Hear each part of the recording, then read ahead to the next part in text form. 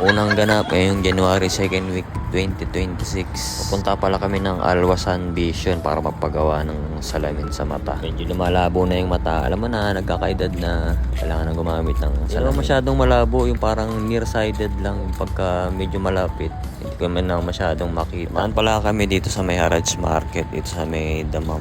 Bali, walking distance lang. Malapit lang to sa may bilya namin. Bali, pagka-araw ng Biyernes sa Sabado, tambak yung mga panindang ukay-ukay dito. Pero sa ngayon, mga regular day, wala gaano. Kukunti lang, mga ilang peraso lang. Dito sa bandang dito mga nakapwento yung mga bike na binibenta. Pero sa ngayon, mga lamesa, upuan, tsaka mga gas. Mga bike lang na maliliit ang mga nandito.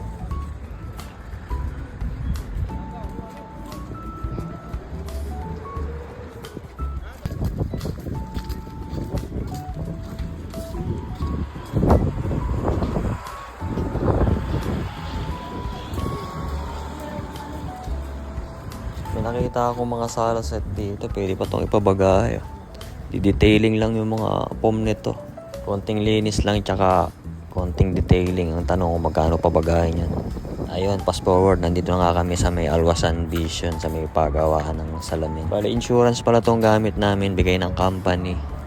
Bali, papakita mo lang insurance mo kung ano mang insurance yung merong bigay ng company sa inyo.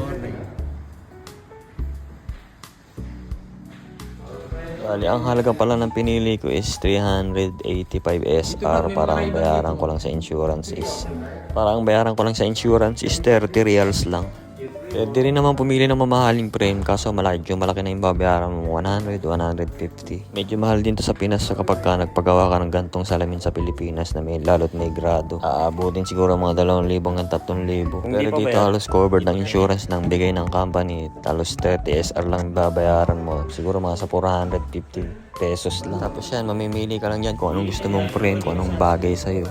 Siyempre, pipiliin mo yung pinakamura para mura din yung bayaran mo. Pwede mo rin ikuha rito yung mga magulang mo, nanay mo, tatay mo, lola mo. Tapos kuhanin mo lang yung size, tapos ibigay mo lang sa doktora. Para makalibre din sila ng salamin. Magkaroon nito sa Pilipinas pagka binili natin. Sa akin kasi, ang ginagawa ko, kumukuha ka nito tapos binibigay ko sa tatay ko. Kinukuha niya yung frame, tapos inaalis niya yung grado. Baling yung tatay ko, kinukuha niya lang yung frame, tapos papalitan niya ng grado kasi yung tatay ko, mataas yung grado ng salamin niya.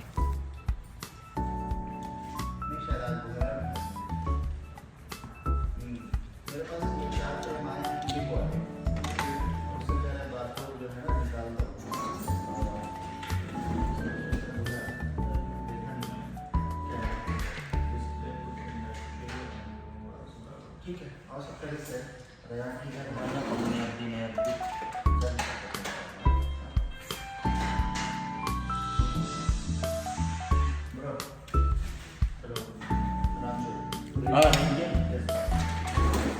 That's me.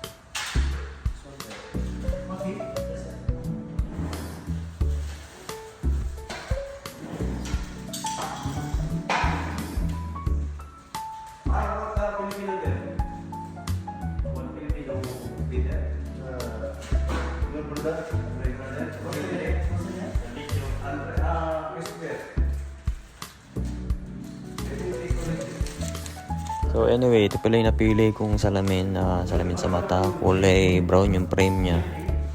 Medyo maganda rin.